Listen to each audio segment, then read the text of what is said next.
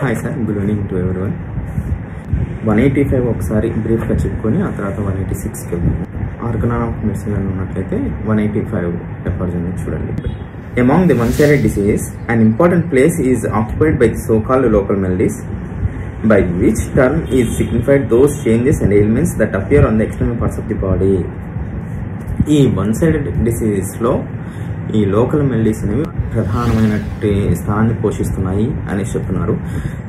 ఇవి అక్కడ వాటి యొక్క పేరుకి తగ్గట్టుగానే అక్కడ జరిగేటటువంటి మార్పులు కానీ అక్కడ ఉండేటటువంటి ఇబ్బందులు కానీ శరీరానికి వెలుపల భాగాల్లో ఉంటాయి అనేసి చెప్తున్నారు. Till now the idea prevalent in the old schools was that these parts were alone morbidly affected and that the rest of the body did not participate in the disease, a theoretical observed doctrine which has led to the most disastrous medical treatment.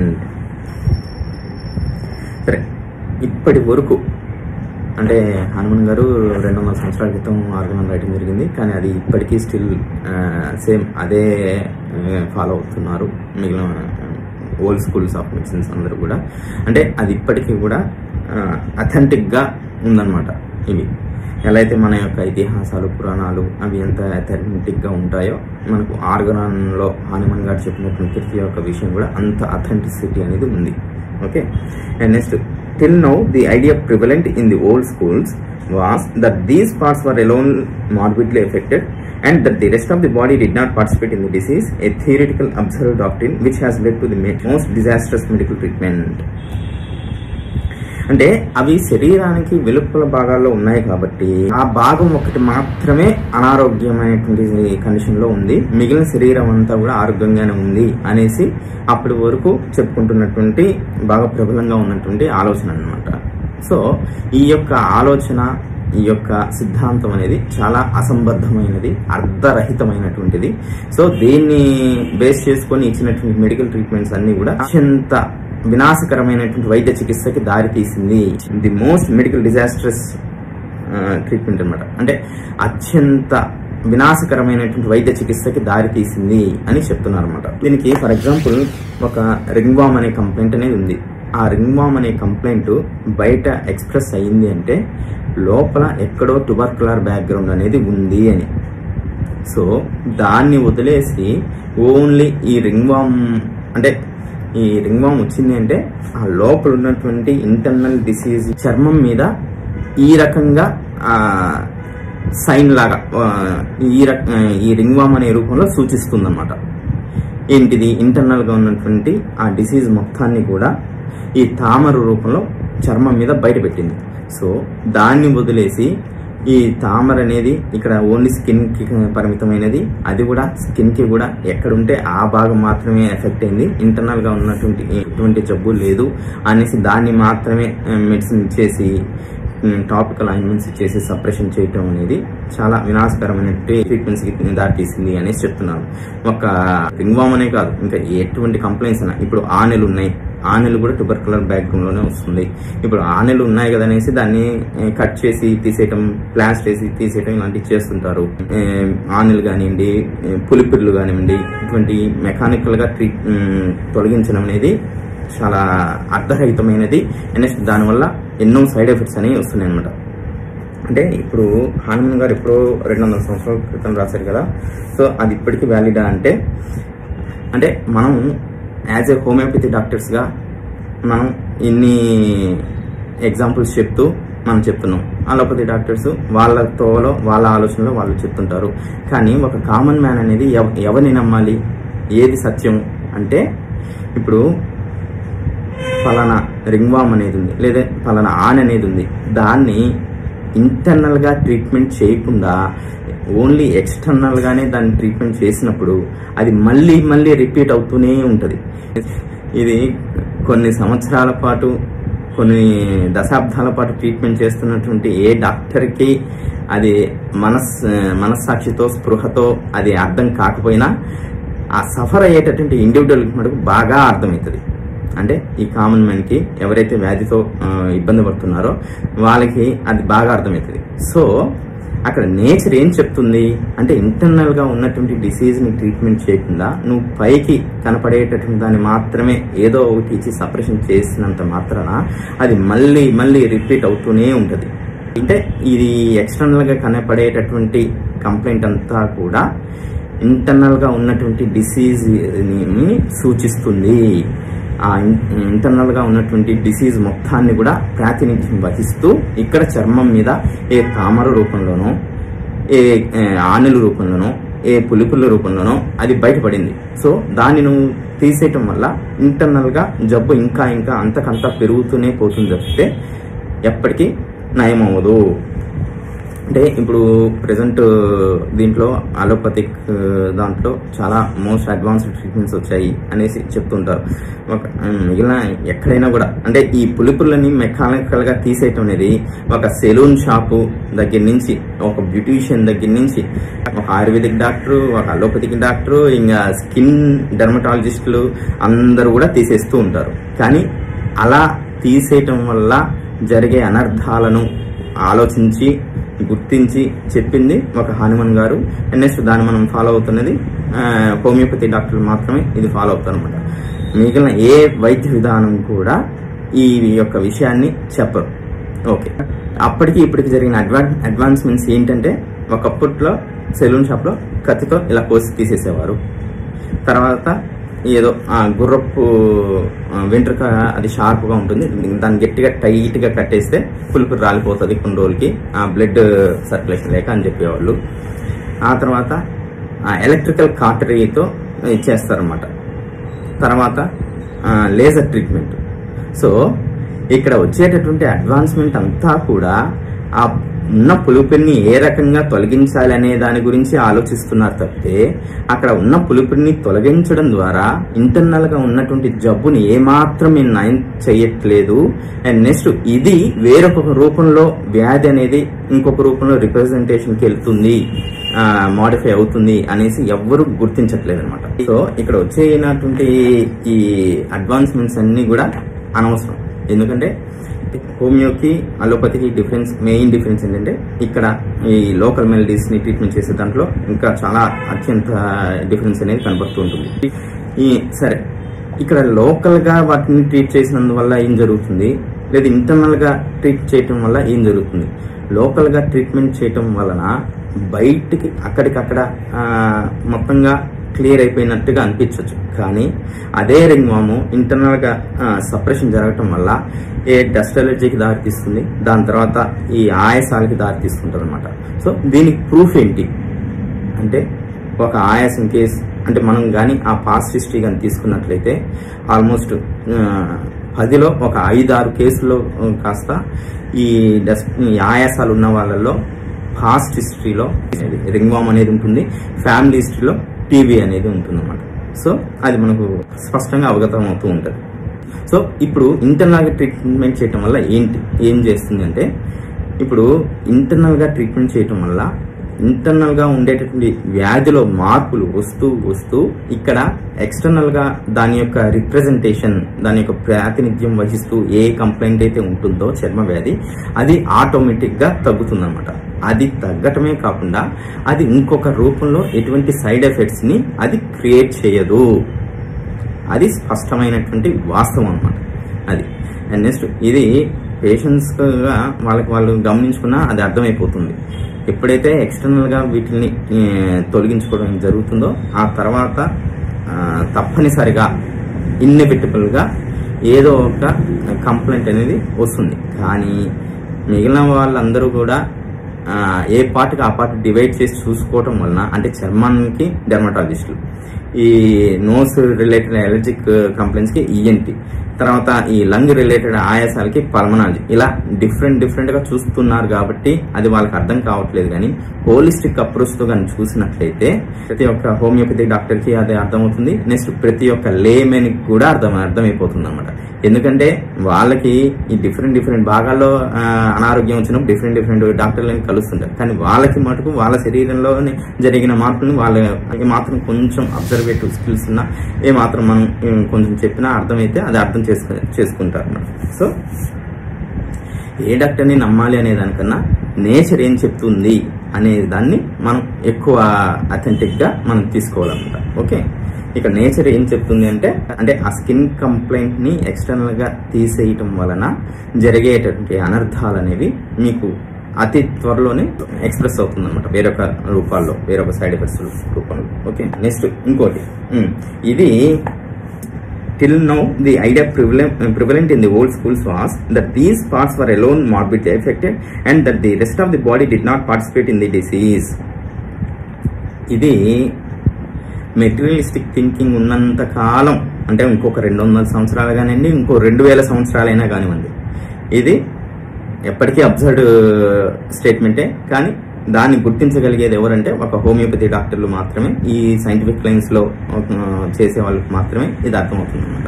Okay, ఇది చదివినప్పుడు ఒకటి గుర్తొచ్చిందనమాట, గాంధీ గారి quotation ఒకటి.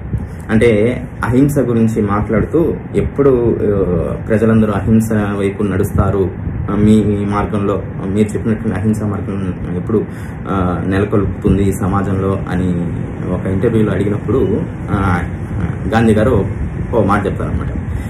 ఎప్పుడైతే ఈ non vegetarians అందరూ కూడా non veg తగ్గించేసి వెజిటేరియన్ గా ఎప్పుడైతే మారుతారో అప్పుడు మాత్రమే ఈ హింసాత్మకమైనటువంటి సమాజం నుంచి అహింస అనేది నెలకొల్పుతుంది అనేసి. ఈ యొక్క నాన్ వెజ్ క్రేవింగ్ ని ప్రపంచం అంతటా ఎలా అయితే విశ్వవ్యాప్తంగా అయిపోయిందో దాన్ని ఎవరూ తగ్గించలేరు. సో అహింస ఎప్పటికీ నెలకొల్పదు. అలాగే ఈ యొక్క మెటీరియలిస్టిక్ థింకింగ్ వరల్డ్ లో బతుకుతున్నాం మనం, మిగిలిన జనాల్లో ఆ మెటీరియలిస్టిక్ థింకింగ్ పోదు, అది ఎప్పటికీ అలానే ఉంటుంది. సో ఇది ఒక హోమియోపతి డాక్టర్స్ కి మాత్రమే యూనిక్ ఫ్యూచర్ గా అయిపోయింది అనమాట. ఏంటి, ఈ యొక్క లోకల్ మెలడీస్ ని హోలిస్టిక్ అప్రోచ్ తో ఆలోచిస్తూ హోలిస్టిక్ అప్రోచ్ తో ట్రీట్మెంట్ ఇవ్వడం అనేది ఓన్లీ హోమియోపతి డాక్టర్స్ కి మాత్రమే పరిమితం అయిపోయింది అనమాట. 186. Those so-called local melodies which have been produced a short time previously solely by an external lesion still appear at first sight to deserve the name of local diseases. వీటి మనం వేటినైతే local melodies గా మనం పిలువబడుతున్నామో అవి చాలా కొద్దిపాటి కాలం క్రితమే అవి ఉత్పన్నమైనవి. అవి ఎలా ఉత్పన్నమైనవి? Solely by an external lesion, అంటే పూర్తిగా బాహ్య గాయాల ద్వారా జరిగినటువంటి, బాహ్య గాయాల ద్వారా ఏర్పడినటువంటి లోకల్ డిసీజ్ గా చెప్పుకుంటున్నాం అనమాట. సో ఈ యొక్క బాహ్య గాయాల ద్వారా ఏర్పడినటువంటి ఈ గాయం అనేది ఫస్ట్ మనం చూడగానే ఏమో వీటిని లోకల్ డిసీజెస్ అన్న పేరు వీటికి అర్హత కలిగి ఉంటుందేమో, వీటిని అలా పిలవటమే సబబు ఏమో అన్నట్టుగా అనిపిస్తుంది మనకు ఫస్ట్ చూసిన వెంటనే. కానీ దానికి నెక్స్ట్ అనేది ఎక్స్ప్లెయిన్ చేస్తున్నాం అన్నమాట. Though so called local maladies which have been produced a short term previously solely by an external lesion. ఇక్కడ మనకు లోకల్ డిసీజెస్ లో డిఫరెంట్ సినారియోస్ చెప్తారు. దీంట్లో ఈఏఫార్జన్ లో చెప్తున్న సినారియో ఏంటంటే పూర్తిగా ఎక్స్టర్నల్ లీజన్ వల్ల మాత్రమే ఏర్పడినటువంటి గాయం అనమాట. So still appear at first sight to deserve the name of local disease. So వీటిని ఫస్ట్ టైం చూడగానే ఏమో వీటికి లోకల్ డిసీజ్ అన్న పేరు సరైనదేమో అన్నట్టుగా అనిపిస్తుంది. But then the lesion must be very trivial and in that case it would be of no great moment. అది కానీ అక్కడ జరిగేటటువంటి గాయం చాలా స్వల్పమైనది, చాలా కొద్దిపాటిది.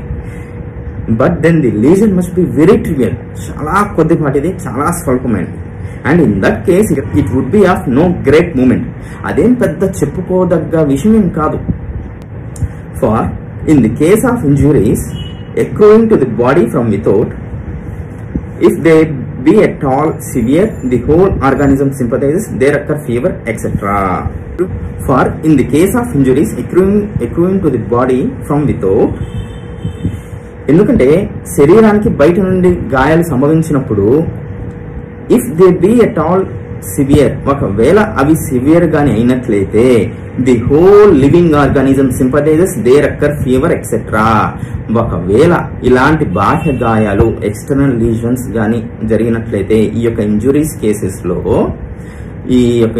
కేసెస్ సంభవించినప్పుడు ఏం జరుగుతుందంటే, ఒకవేళ బాగా సివియర్ గా అయినట్లయితేనే మాత్రమే శరీరం మొత్తం కూడా సానుకూలత చూపిస్తూ అక్కడ ఫీవర్ అనేది ప్రొడ్యూస్ చేయటం, ఇంకా బాడీ పెయిన్స్, మజిల్ పెయిన్స్ ఇలాంటివి ప్రొడ్యూస్ చేయటం, నీరసం ఇలాంటివి ప్రొడ్యూస్ చేస్తుంది. So the treatment of such diseases is relegated to surgery. అటువంటి బాగా తీవ్రమైనటువంటి గాయాలు జరిగినప్పుడు మాత్రమే అని చెప్తున్నారు చూడండి. If they be at all severe, the whole living organism sympathises, there occur fever etcetera. So అలా సివియర్ గా గాయపడినప్పుడు మాత్రమే the treatment of such diseases is relegated to surgery. అలాంటి వాటిని సర్జరీకి వదిలిపెడతాం.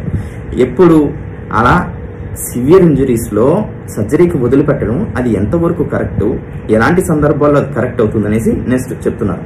But this is right only in so far as the affected parts require mechanical aid. So ఎక్కడైతే ఎలాంటి injuries లో అయితే ఈ యాంత్రికమైనటువంటి సహాయం అవసరము అని ఉపయోగపడుతుందో అలాంటి సందర్భాల్లో మాత్రమే, అలాంటి కేసెస్ ని మాత్రమే సర్జరీకి వదిలేయటం అనేది సరి అయినది. The treatment of such disease relegated to surgery, but this is right only in so far as the affected parts require mechanical aid. ఎక్కడైతే యాంత్రిక సహాయం అవసరం పడుతుందో అలాంటి వాటిని మాత్రమే సర్జరీకి పంపడం అనేది సరైనది.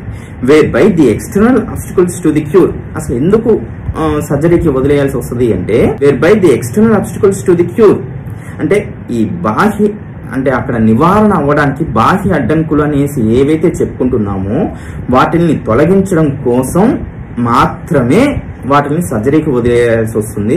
అండ్ సర్జరీకి వదిలేసాం కదా అనేసి కంప్లీట్ గా వదిలేయటం కాదు, అక్కడ మెకానికల్ ఎయిడ్ ఎంత వరకు అవసరమవుతుందో అంతవరకు మాత్రమే వాటిని చేయడం అనేది సరైనది అనేసి చెప్తున్నారు. Which can only be expected to take place by the agency of the vital force, may be removed by mechanical means. Example చెప్తున్నారు. ఓకే, ఇక్కడ ఏంటంటే ఈ మెకానికల్ ఎయిడ్ కి వదిలేసిన తర్వాత అక్కడ నివారణకి ఏవైతే అడ్డంకులుగా నిలుస్తున్నాయో వాటిని తీసేయడం ద్వారా వాటిని ఎలా తీసుకున్నాం, maybe removed by mechanical means అంటే యాంత్రిక సహాయం ఇవ్వటం ద్వారా అటువంటి అడ్డంకుల్ని మనం తీసేస్తున్నాం. ఓకే, అవి వాటిని తీసేసిన తర్వాత which can only be expected to take place by the agency of the vital force. అక్కడ ఏవైతే నివారణకు అడ్డంకులు అనేసి మనం చెప్పుకుంటున్నామో వాటిని మెకానికల్ మీన్స్ తో, యాంత్రికమైనటువంటి సహాయంతో తీసేసిన తర్వాత మిగిలినటువంటి క్యూర్ అంతా చేస్తున్నది ఏంటయ్యా అంటే వైటల్ ఫోర్స్ తనకున్నటువంటి శక్తితో అది నివారణ చేసుకుంటుంది. Which can only be expected to take place by the agency of the vital force. మిగిలిన నివారణ అంతా కూడా వైటల్ ఫోర్స్ తనంతట తానుగా రిపేర్ చేసుకుని తగ్గించుకుంటుంది అని ఆశిద్దాము అని చెప్తున్నారు. So maybe removed by mechanical means అనే దానికి ఎగ్జాంపుల్స్ చెప్తున్నాను అనమాట. ఎటువంటి వాటికి example, by the reduction of dislocations. అంటే ఇప్పుడు మనకు కొన్ని మెటీరియల్ చదువుతున్నప్పుడు రిపర్టరీలో చూస్తున్నప్పుడు కొన్ని డ్రగ్స్ లో ఈ ఫ్రీక్వెంట్ డిస్లొకేషన్స్, ఈజీ డిస్లొకేషన్స్ అనేది చూస్తుంటాం. రస్టాక్స్, ఆర్నికా, నేట్రమోరు ఇలాంటి డ్రగ్స్ లో చూస్తుంటాం. స్టార్టింగ్ స్టేజెస్ లో ఈ డౌట్ వచ్చేదనమాట. అంటే ఇప్పుడు డిస్లొకేషన్స్ లో రస్టాక్స్ ఉంది అంటే రస్టాక్స్ ఇస్తే డిస్లొకేషన్ దానికే అది సెట్ అయిపోతుందా అంటే, మరి దానికి అది సెట్ అవ్వనప్పుడు మరి రస్టాక్స్ ఏం చేస్తుంది అంటే, ఈ యొక్క డిస్లొకేషన్ కేసెస్ లో అక్కడ మెకానికల్ ఎయిడ్ అనేది, అంటే ఏదైతే అలా పడిపోయిందో ఆ జాయింట్ లో నుంచి డిస్ప్లేస్ అయిందో మళ్ళీ వాటిని ఈ మెకానికల్ గా ఇలా చేసిన తర్వాత, ఆ ప్రొసీజర్ చేసిన తర్వాత అది దాని జాయింట్ లోకి అది వెళ్ళిపోతుంది.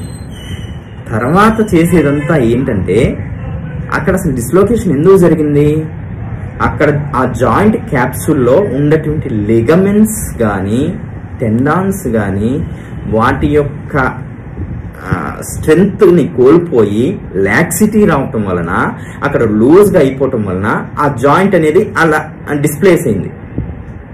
సో మనం మళ్ళీ ఇచ్చినటువంటి మెడిసిన్ ద్వారా ఏం జరుగుతుంది ఏంటంటే, అక్కడ ఉన్నటువంటి లిగమెంట్స్ కి స్ట్రెంగ్త్ వచ్చి ఆ యొక్క పటుత్వం అనేది వస్తుంది, ఆ లాక్సిటీని తీసేస్తుంది. సో ఆ లాక్సిటీ తీసేయటం కారణంగా అది ఏం ఉపయోగపడుతుంది, మళ్ళీ ఫ్రీక్వెంట్ డిస్లోకేషన్స్ జరగకుండా అది ఆపగలుగుతుంది. కానీ అప్పటికప్పుడు జరిగినటువంటి డిస్లోకేషన్కి మటుకు ఓన్లీ మెడిసినే కాకుండా ఈ మెకానికల్ ఎయిడ్ అనేది అవసరం పడుతుంది. ఎప్పుడైతే ఆ మెకానికల్ ఎయిడ్ ఇచ్చిన తర్వాత మిగిలినదంతా కూడా మెడిసిన్ చేసేసుకుంటుంది. Medicine in the sense dynamic medicine, not ఈ కాల్షియం కానీ విటమిన్ డీలు కానీ ఇవి చేయవన్నమాట.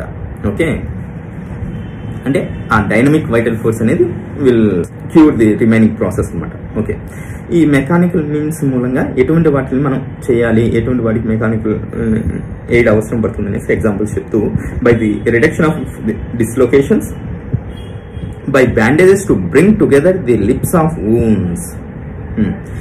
ఇప్పుడు ఏదైనా కట్ అయిపోయినప్పుడు మజిల్ ఇలా చీరుకుపోతుంది. ఆ చీరుకుపోయినప్పుడు బ్లడ్ అనేది ఎక్కువగా బ్లీడ్ అనేది జరుగుతూ ఉంటుంది. సో అలా నెక్స్ట్ దాన్ని అలానే వదిలేస్తే అక్కడ హీలింగ్ ప్రాసెస్ అనేది లేట్ అవుతుంది. సో ఆ రెండు విడిపోయినటువంటి వూండ్ యొక్క లిప్స్ ని మనం దగ్గరికి తీసుకొచ్చి ఇలా జాయిన్ చేసి వాటిని స్టిచెస్ వేయటం ద్వారా అక్కడ క్యూర్ కి ఎటువంటి డిలే లేకుండా అక్కడ మిగిలిన ఇతర హీలింగ్ ప్రాసెస్ అనేది సజావుగా జరుగుతుందన్నమాట. By bandages to bring together the lips of wounds, by the extraction of foreign bodies that have penetrated in to the living parts. ఇప్పుడు ఏదన్నా నడుస్తుంటాం, ఏదైనా ఒక ముళ్ళు లోపలికి గుచ్చుకుని ఉంటుంది. ముళ్ళు తీద్దాం అనే ప్రయత్నంలో ఆ ముళ్ళు అనేది ఎడ్జ్ విరిగిపోయి మిగిలిన కొంత పార్ట్ లోపలే ఉండిపోయి ఉంటుంది. ఆ లోపలే ఉండిపోయింది, వైటల్ ఫోర్స్ ఇంకా మిగిలిన దానిపైన అదే చేసేసుకుంటుందా అంటే, అది లోపల ఒక ఫారెన్ బాడీ ఉంది కాబట్టి అది క్యూర్ రావడానికి కొంచెం ఎక్కువ టైం తీసుకుంటుంది. అండ్ నెక్స్ట్ అది ఆబ్స్టకల్ గాను తయారైపోయి ఇంకా పెద్ద యాప్సిస్ వూండో అల్సర్ లాగా ఫామ్ అయిపోతుంది. సో అంతా అవ్వకుండా ఏం చేయాలంటే అక్కడ ఉన్నటువంటి ఫారెన్ బాడీస్ ని మనం మెకానికల్ గా రిమూవ్ చేయాలి. ఆ రిమూవ్ చేసేస్తే మిగిలిందంతా కూడా వైటల్ ఫోర్స్ చేసేసుకుంటుంది. By the extraction of foreign bodies that have penetrated into the living parts, by making an opening into a cavity of the body in order to remove an irritating substance or to procure the evacuation of effusions or collections of fluids. ఇది so ఇలాంటి ఏదైనా irritating substances లోపల ఉన్నప్పుడు అక్కడ fluid accumulation జరిగిపోవడం, లేదా పస్ accumulation జరిగిపోవడం ఇలాంటివి ఉంటాయి. So ఆ యొక్క ఇరిటేటింగ్ సబ్స్టెన్స్ ని తీసేయడానికి, ఈ ఫారెన్ బాడీస్ ని తీసేయడానికి మనం ఈ మెకానికల్ గా, ఈ సర్జికల్ గా చిన్న ప్రాసెస్ అనేది అది కట్ చేసేసి ఆ ఇంటర్నల్ గా ఉన్న దాన్ని మొత్తం తీసేయాలన్నమాట. సో ఇక్కడ by making an opening into a cavity of the body in order to remove an irritating substance or to procure the evacuation of effusions or collections of fluids.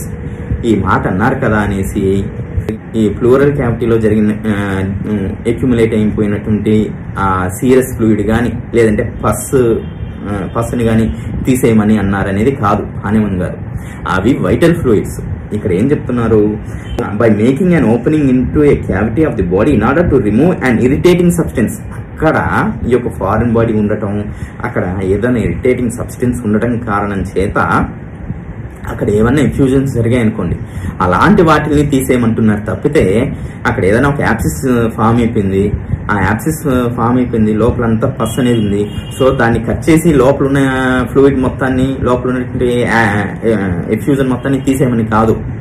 ఆ యాప్సిస్ అనేది complete గా internal గా ఏదో some diseased background లో అక్కడ యాప్సిస్ form అయింది. So అలాంటి cases లో చెప్పట్లేదు. ఇక్కడ ఏదన్నా ఒక ఇరిటేటింగ్ సబ్స్టెన్స్ అక్కడ ఉండిపోయి దాని కారణం చేత ఏదైనా ఎఫ్యూజన్స్ కానీ ఏదైనా ఫ్లూయిడ్ కలెక్షన్ కానీ ఉన్నట్లయితే అలాంటి సందర్భాల్లో వాటిని తొలగించాలని మాత్రమే చెప్తున్నారు. Okay, by bringing into opposition the broken extremities of a fractured bone and retaining them in exact contact by appropriate bandage etcetera.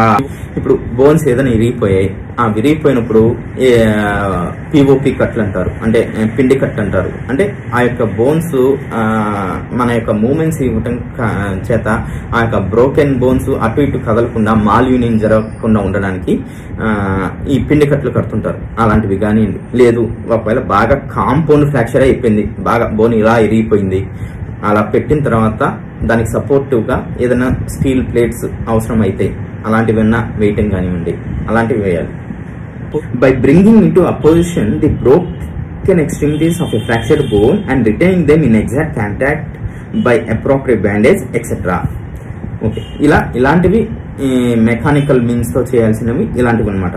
ఇప్పుడు ఆ బ్రోకెన్ బోన్స్ ని రెండింటిని కాంటాక్ట్ లోకి ఇలా తీసుకొచ్చారు. ఇలా తీసుకొచ్చిన తర్వాత మిగిలిందంతా కూడా వైటల్ ఫోర్స్ తనంతట తానుగా చేసేసుకుంటుంది. కానీ కొన్ని సందర్భాల్లో ఎక్కడైతే మనకు క్యాల్కేరియా కార్బోలో చెప్పినట్టుగా కాల్షియం సాల్ట్ ఇనానిషన్ అనేటటువంటి కండిషన్ కానివ్వండి, లేదంటే ఈ బోన్స్ వీక్ గా ఉండేటటువంటి కండిషన్స్ లో కానివ్వండి, మనకు రిపర్టరీలో జనరల్ లో రూబ్రిక్ ఉంటుంది, slow repair of broken bones అనేసి. అంటే బోన్స్ యూజువల్ గా ఒక 6 వారాల్లో అక్కడ ఏదైతే ఉందో ఆ కాల్షియం అంతా డిపాజిట్ చేసేసుకుని నార్మల్ బోన్ గా అయిపోవాలన్నమాట. కానీ కొన్ని సందర్భాల్లో 6 వారాలు కాదు, 6 నెలలు, 10 నెలలు, సంవత్సరం పాటు కూడా ఆ యొక్క బ్యాండేజ్, ఆ యొక్క స్టీల్ ప్లేట్స్ పెట్టిన తర్వాత కూడా ఎక్స్రేస్ లో ఆ బోన్ అనేది మళ్ళీ ఫామ్ అవ్వదు. అలాంటి సందర్భాల్లో డైనమిక్ మెడిసిన్ అనేది అవసరం. అలాంటి సందర్భాల్లో బయట నుంచి తీసుకునేటటువంటి కాల్షియం, విటమిన్ D3లు ఇవేవి ఉపయోగం చేయవు అనమాట. ఎందుకంటే అక్కడ ఏ కాల్షియం లోపం, విటమిన్ D3 లోపం వల్ల అక్కడ బోన్స్ అనేవి కలవకుండా ఉండవు. అక్కడ వాటి యొక్క మెటబాలిజంలో లోపం కారణం చేత బోన్స్ అనేవి సరిగా మళ్ళీ కలవవు. సో అది ఆ రూబ్రిక్ కెంట్ రిపర్టరీలో జనరాలిటీస్ లో ఉండేది, slow repair of broken bones అనేసి. So, but when in such injuries the whole living organism requires, as it always does, dynamic aid to put it in a position to accomplish the work of healing. ఇదన్నమాట. ఇటువంటి గాయాల్లో, ఇటువంటి injuries లో మొత్తం whole organism అంతా కోరుకునేది ఏంటి అంటే అని చెప్తూ, and as it always does, ప్రతి ఒక్క సందర్భంలోనూ ప్రతిసారి జరుగుతున్నది ఇదే. ఏంటంటే active dynamic aid to put it in a position to accomplish the work of healing. అక్కడ ఉన్నటువంటి హీలింగ్ ప్రాసెస్ అంతా కూడా పూర్తిగా సునాయాసంగా జరుపుకోవడానికి అంతా కూడా అవసరమైనది ఏంటంటే ఆ డైనమిక్ ఎయిడ్ అనేది అవసరం అన్నమాట. ఇప్పుడు ఇందాక మనం ఈ slow repair of broken bones అనేది చెప్పుకున్నాం. అక్కడ వాళ్ళకి కాల్షియం తక్కువ, విటమిన్ D3 తక్కువ కారణం చేత అవి అక్కడ కలవకుండా ఉండడానికి ఉండదు. ఏదో టెస్టులు చేస్తే అవి తక్కువ ఉన్నట్టు కనిపిస్తుంటాయి. కొన్ని సందర్భాల్లో అయితే అవి తక్కువ కూడా ఉండవు, సరిపడా కూడా ఉంటాయి. బయట నుంచి ఎప్పుడైతే బోన్ బ్రేక్ అయిపోయిందో వాళ్ళు అప్పటి నుంచి ఎక్స్టర్నల్ గా కాల్షియంలు, విటమిన్ D3లు మింగిస్తూనే ఉంటారు. కానీ ఇవన్నీ ఎన్ని వాడినప్పటికీ అక్కడ ఇంకా ఎందుకు యూనియన్ అనేది కంప్లీట్ అవ్వదు అంటే అక్కడ ఆ బోన్ రిపేర్ మెకానిజం, ఆ కాల్షియం మెటబాలిజంలో డిఫికల్టీ ఉంటుంది. ఆ కాల్షియం మెటబాలిజంలో లోపం అనేది ఉంటుంది. దాన్ని ఎలా సెట్ చేస్తామంటే బై యాక్టివ్ డైనమిక్ ఎయిడ్, ఈ మన మెడిసిన్స్ ద్వారా దాన్ని సెట్ చేయడం ద్వారా అది వైటల్ ఫోర్స్ ఆ స్ట్రెంత్ ని పుంజుకొని మిగిలిన రిపేర్ మెకానిజం అంతా హీలింగ్ ని కంప్లీట్ చేసేసుకుంటుంది. ఇదన్నమాట. But when in such injuries the whole living organism requires, ఇలాంటి ఇంజురీస్ లో శరీరం అంతా కోరుకునేది ఏంటి అంటే యాజ్ ఇట్ ఆల్వేస్ డస్, ఎల్లప్పుడూ ప్రతి ఒక్క కేసులో జరుగుతున్నది ఇదే, active dynamic aid to put it in a position to accomplish the work of healing అనేసి చెప్తున్నారు. అండ్ నెక్స్ట్ ఎగ్జాంపుల్ గా ఈ యొక్క డైనమిక్ ఎయిడ్ అనేది ఎక్కడ అవసరం అవుతుంది ఏంటి అనేసి దానికి చిన్న ఎగ్జాంపుల్ చెప్తున్నారు. When the violent fever resulting from extensive contusions, lacerated muscles, tendons and blood vessels requires to be removed by medicine given internally. or when the external pain of scalded or burnt parts needs to be homeopathically subdued, then the services of the dynamic physician and his helpful homeopathy come into requisition. ఇప్పుడు పైన చెప్పుకున్న examples లో అంటే ఈ severe confusions లో అంటే కముకు దెబ్బలు అంటారు, అంటే బాగా ఏదైనా బ్లంట్ ఆబ్జెక్ట్ తో శరీరానికి బాగా ఫోర్స్ఫుల్ గా దెబ్బ తగిలితే, ఫర్ ఎగ్జాంపుల్ లాఠీతో బాగా గట్టి కొట్టారు, రక్తం గూడు కట్టేస్తుంది, అటువంటి వాటిని కన్ఫ్యూజన్స్ అంటారు అన్నమాట. అలాంటి గూడు కట్టినటువంటి సివియర్ ఎక్స్టెన్సివ్ కన్ఫ్యూజన్స్ లో కానివ్వండి, ఈ లాసిరేటెడ్ మజిల్స్ అంటే ఏదైనా కట్ కారణం చేత మజిల్స్ బాగా చిరుగుపోయినటువంటి సందర్భాల్లో కానివ్వండి, ఇలాంటి వాటిని అన్నిట్లోనూ మనం మెకానికల్ ఎయిడ్ అనేది ఇస్తాం. ఏంటిది, 2 లిప్స్ దగ్గర పెట్టేసి స్టిచెస్ వేసేస్తాం. ఇవన్నీ చేసిన తర్వాత వాళ్ళకి ఇంటర్నల్ అలా ఎక్స్టెన్సివ్ కండిషన్స్ లో ఫీవర్ అనేది వస్తుంది. ఈ యొక్క ఫీవర్ కి మటుకు మళ్ళీ ఇంటర్నల్ గా ఇచ్చినటువంటి మెడిసిన్ ద్వారానే కదా అది తగ్గుతున్నది. అంటే ఈ ఏదో మేము కలిపేసాం, మెకానికల్ గా మేము అక్కడ ఉండేటువంటి ఆబ్స్టికల్స్ ని తీసేయడం కోసం మెకానికల్ గా మేము చేయాల్సిన పని మేము చేసేసాం. సో మిగిలిన ఫీవర్ వైటల్ ఫోర్స్ తనంతట తానుగానే తగ్గించేసుకుంటుంది అనేది మనం వదిలేయం కదా. అక్కడ ప్రొడ్యూస్ అయినటువంటి ఫీవర్ ని ఇంటర్నల్ గా ఇచ్చినటువంటి మెడిసిన్ ద్వారానే అక్కడ మళ్ళీ నార్మలైజ్ రావటం కానీ మళ్ళీ తగ్గడం కానీ చేస్తుంది. సో అలాంటి సందర్భాలు or when the external pain of scalded or burnt parts needs to be homoeopathically subdued, కాలిపోయినప్పుడు కానీ ఏదైనా దెబ్బలు తగిలినప్పుడు కానీ ఇలాంటి సందర్భాల్లో ఆ యొక్క పెయిన్ అనేది హోమియోపతికల్లీ సబ్డ్యూడ్. ఇక్కడ మళ్ళీ హోమియోపతికల్లీ సబ్డ్యూడ్ అంటున్నారు. అంటే మనం 58-59% ఎగ్జాంపుల్స్ లో చెప్పుకుంటాం కదా హోమియోపతిక్ క్యూర్స్ ఎగ్జాంపుల్స్ లో భాగంగా. అంటే మనకి ఏదైనా కాలితే వెంటనే చన్నీళ్ళలో పెడితే ఆ యొక్క పెయిన్ అనేది అప్పటికప్పుడు టెంపరీగా తగ్గిన తీసిన తర్వాత వెంటనే పెయిన్ మంట ఇంకా ఎక్కువ అవుతుండటం, తర్వాత బ్లిస్టర్ ఫామ్ అయిపోవటం, ఇంకా ఎక్కువ సివియర్గా అయిపోతుంది. అదే ఆ కాలిన ప్రదేశాల్లో వేడి నీళ్ళల్లో ముంచడం కానీ లేదంటే ఏదైనా వేడి స్టవ్ హీట్ కి దగ్గరగా తీసుకెళ్లి ఉంచడం, అంటే అలా చేయటం ద్వారా ఏం జరుగుతుంది ఏంటంటే అక్కడ ఆ పెయిన్ అప్పటికప్పుడు వెంటనే తగ్గకపోయినా అక్కడ బ్లిస్టర్ ఫామ్ అవ్వకుండా చేస్తుంది. ఇది కన్ఫర్మ్డ్. కావాలంటే ఎవరికైనా డౌట్ ఉన్నట్లయితే మీరు మీ ఇళ్లలో మీరు ట్రై చేసుకోవచ్చు అనమాట. ఒకసారి పొయ్యి దగ్గర వేలు కాల్చుకొని చన్నీళ్ళలో ఒకసారి పెట్టుకోండి, తర్వాత వేడి నీళ్ళలో ఒకసారి పెట్టుకోండి. వేడి నీళ్ళలో పెట్టుకున్నప్పుడు మీకు బ్లిస్టర్ ఫామ్ అవ్వకుండాను నెక్స్ట్ తొందరగా హీల్ అవుతుంది. అదే చన్నీళ్ళలో పెట్టినప్పుడు బ్లిస్టర్ ఫామ్ అవుతుంది కానీ నొప్పి కానీ ఇంకా బొబ్బ ఎక్కువైపోయి పెద్దదైపోయి హీలింగ్ అనేది ఎక్కువ టైం పడుతుంది. అది ఓకే.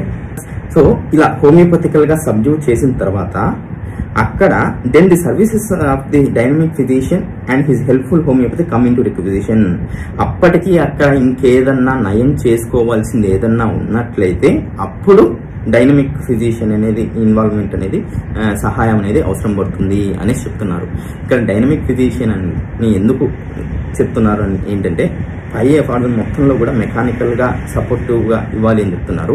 ఇక లాస్ట్ డైనమిక్ ఫిజిషియన్ అని చెప్తున్నారు. ఎందుకంటే ఆ మిగిలిన ప్రాసెస్ ఆబ్స్టికల్స్ అన్నిటిని మెకానికల్ మీన్స్ తో రెక్టిఫై చేసిన తర్వాత మిగిలిందంతా క్యూర్ చేసుకునేదంతా కూడా డైనమిక్ వైటల్ ఫోర్సే చేసుకుంటుంది. సో ఆ dynamic vital force dynamic medicines dynamic aid అనేది అవసరం పడుతుంది. సో వాటిని ఇచ్చినప్పుడే అది ఆ వర్క్ ఆఫ్ హీలింగ్ అనేది అకంప్లిష్ అనేది కంప్లీట్ అవుతుంది. సో అందుకనేసి ఇక్కడ డైనమిక్ ఫిజిషియన్ వాడారేమో అని అనిపిస్తుంది. నెక్స్ట్ ఇంకొకటి దీని యొక్క ఇన్ఫరెన్స్ ఏంటంటే ఈ యొక్క ఎఫార్సన్ లో అంటే ఇప్పుడు or when the external pain of scalded or burned parts needs to be homoeopathical subdued then the services of the dynamic physician and his helpful homoeopathy coming to requisition. అంటే ఫర్ ఎగ్జాంపుల్ ఏదన్నా abrasion కానీ లాసిరేటెడ్ wounds కానీ జరిగినాయి, లేదంటే ఏదన్నా కాలింది, మనం క్యాంథరిస్ mother tincture అనేది వేయాలంటాం ఏదైనా బర్న్ట్ పార్ట్స్ కి, లేదంటే లాసిరేటెడ్ వూన్స్ కానీ ఎబ్రేషన్స్ కానీ క్యాలెండులా మదర్ టించర్ వాడాలి అని అంటాం. అవి ఎప్పుడు వాడాలి, ఎప్పుడు డైనమిక్ మెడిసిన్ అనేది అవసరం పడుతుంది ఏంటంటే ఎప్పుడైతే అక్కడ గాయం ఏర్పడినప్పుడు అక్కడ మిగిలిన హోల్ లివింగ్ ఆర్గానిజం అంతా కూడా ఇన్వాల్వ్మెంట్ లేకుండా అక్కడ ఆ ఒక్క పర్టికులర్ పార్ట్ మాత్రమే ఇన్వాల్వ్ అయ్యి గాయానికి ఇబ్బంది పడ్డప్పుడు అప్పుడు వెంటనే అంటే గాయం తగిలిన తర్వాత 15 రోజులకో నెల రోజులకో నేను క్యాలెండ్లో పూస్తాను, లేదు కాలిన తర్వాత మొత్తం బొబ్బ అయిపోయి అల్సర్ ఫామ్ అయిపోయిన తర్వాత నేను క్యాంథరిస్ వేస్తానంటే అది అవ్వదన్నమాట. వెంటనే కాలిన వెంటనే వితిన్ ఫ్యూ అవర్స్లో క్యాంథరిస్ పోయటం, దెబ్బ తగిలిన మనం వెంటనే చర్మం అంతా ఎబ్రెషన్ అయిపోయి వూండ్ అంతా లాసరేటెడ్ వూండ్స్ ఈవెన్ కట్ అయిపోయిన సందర్భాల్లో కూడా వెంటనే few hours are few days 1 or 2 డేస్లో కానీ మనం క్యాలెండ్లో మదర్ టించర్ ఇలాంటివి కానీ వేసినట్లయితే అక్కడ హీలింగ్ అనేది తొందరగా జరిగిపోతుంది. కానీ ఎప్పుడు ఈ డైనమిక్ ఎయిడ్ అంటే ఎప్పుడు ఈ పొటెంటైజ్డ్ మెడిసిన్స్ యూజ్ చేయాలి ఏంటంటే ఎప్పుడైతే హోల్ లివింగ్ ఆర్గానిజం ఎఫెక్ట్ అవుతుందో, హోల్ లివింగ్ ఆర్గానిజం ఎఫెక్ట్ అయిందని నీకు ఎలా అర్థమవుతుంది? ఆ గాయం అనేది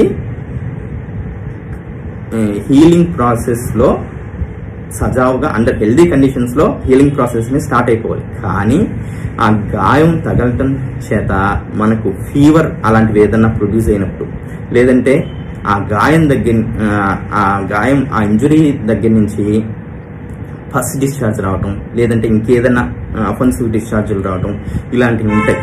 అలాంటి సందర్భాల్లో క్యాలెండులా పూస్తే తగ్గదు. ఎందుకు అంటే అక్కడ అప్పటికి ఆల్రెడీ హోల్ లివింగ్ ఆర్గానిజం అనేది సింపథైజెస్ అయిపోయింది. అక్కడ వైటల్ ఫోర్స్ యొక్క ఇన్వాల్వ్మెంట్ అనేది జరిగింది.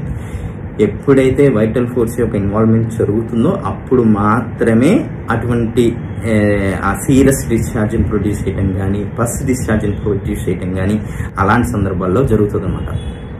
ఇప్పుడు ఏదైనా కాలిన భాగాల్లో ఈ క్యాంథరిస్ పూస్తే తగ్గుతుంది కదా అనేసి 15 రోజుల తర్వాతనో 20 రోజుల తర్వాతనో నేను క్యాంథరిస్ పూస్తే తగ్గిపోతుందంటే కాదు. కాలిన వెంటనే వితిన్ ఫ్యూ అవర్స్లో 1 or 2 డేస్లో వెంటనే కానీ పూసినట్లయితే మీకు సునాయాసంగా తగ్గిపోతుంది. ఇంకా 15 రోజులు 20 రోజులు జరిగిన తర్వాత ఏంటంటే అక్కడ బ్లిస్టర్ ఫామ్ అయిపోయి అక్కడ నుంచి అల్సర్ కూడా ఫామ్ అయిపోతుంది. అలా ఫామ్ అయిపోయింది అని అన్నప్పుడు వైటల్ ఫోర్స్ యొక్క ఇన్వాల్వ్మెంట్ జరిగింది అని చెప్పడం అనమాట. అలాంటి సందర్భాల్లో కాలింది కదా అనేసి ఇంకా ప్రతి ఒక్కరికి క్యాంథరిస్ పోయటం కాదు. అక్కడ ఎప్పుడైతే వైటల్ ఫోర్స్ యొక్క ఇన్వాల్వ్మెంట్ జరుగుతుందో అక్కడ ఇండివిజువలైజేషన్ అనేది చేసుకోవాలి. అంటే ఆ అల్సర్ సంబంధించి డిశ్చార్జ్ నేచర్ ఎలా ఉంది ఏంటి, అక్కడ దానికి సంబంధించి పెయిన్ ఏమైనా ఉందా లేదా ఏంటి, ఇలా హోమియోపతికల్గా హోలిస్టిక్ అప్రోచ్ తీసుకొని అప్పుడు పొటెంటైజ్డ్ మెడిసిన్ వేస్తే అప్పుడు అది తగ్గుతుంది అనమాట. సో ఎలాంటి కేసెస్లో మదర్ టించర్ యూజ్ చేయాలి, ఎలాంటి కేసెస్లో పొటెంటైజ్డ్ మెడిసిన్ యూజ్ చేయాలి అంటే ఎప్పుడైతే గాయం కానీ ఆ దెబ్బ కానీ ఓన్లీ ఆ పర్టికులర్ పార్ట్ ఒక్కటే ఇన్వాల్వ్ అయ్యింది అని అనుకున్నప్పుడు మదర్ టించర్స్తో పని అయిపోతుంది. అలా కాదు, ఎప్పుడైతే వైటల్ ఫోర్స్ యొక్క ఇన్వాల్వ్మెంట్ జరిగింది అని అనుకున్నప్పుడు అప్పుడు పొటెంటైజ్డ్ డ్రగ్ అవసరం పడుతుంది. సో ఈ క్రమంలో ఎవరైనా డయాబెటీస్కి కానీ లేదంటే హైపర్ టెన్షన్కి కానీ లేదంటే ఇంకేదైనా క్రానిక్ కంప్లైంట్స్లో మదర్ టించర్ ఇవ్వటం అనేది ఏదైనా ఉపయోగకరంగా ఉంటుందా? ఎటువంటి ఉపయోగకరం ఉండదు. అది ఆ మదర్ టించర్స్ ఎలా పనిచేస్తాయంటే ఈవెందో అవి హోమియోపతిక్ మదర్ టించర్స్ అయినప్పటికీ వాటిని యూజ్ చేస్తున్నది అల్లోపతిక్ వేలో యూజ్ చేస్తున్నాం. సో అక్కడ రిజల్ట్స్ కూడా అల్లోపతిలో వచ్చినట్టుగానే వస్తాయి. అంటే బీపీకి షుగర్కి ఇలాంటి వాటిల్లో మీరు మదర్ టించర్స్ వాడుతున్నారు అంటే అవి తాత్కాలికంగా ఉపశమనం పొందుతూ తర్వాత డిసీజ్ ఇంకా అంతకంతూ పెరుగుతూ పోతుందన్నమాట. ఎలా అయితే మనం అల్లోపతిలో కానీ యాంటీపతిలో కానీ ఆ మోడ్స్ ఆఫ్ ట్రీట్మెంట్స్లో ఎలా అయితే జరుగుతుందో ఇక్కడ కూడా అలానే జరుగుతుంది.